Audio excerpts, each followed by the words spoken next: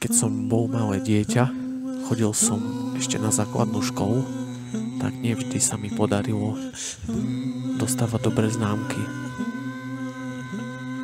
A keď som dostal horšiu známku, než bola tá v norme, tak sa stalo, že mama sa na mňa hnevala, čo bolo vlastne celkom prirodzené, pretože každý rodič asi sa hnevá v takej situácii trošku. Ale ja som si vlastne tú neveľmi príjemnú chvíľu krátil takými predstavami. Napríklad, že práve v tomto momente som smietku prachu niekde pod postelou.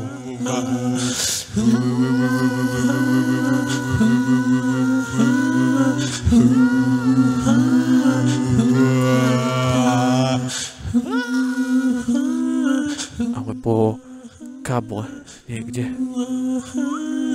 v nejakej schatranej budove pohádzané. Niečo neživé. Taniere rozbité na milión kúskov.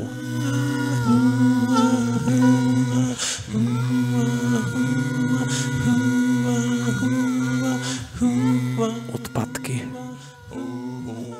Tých je veľa a nikto s nimi nič nerobí.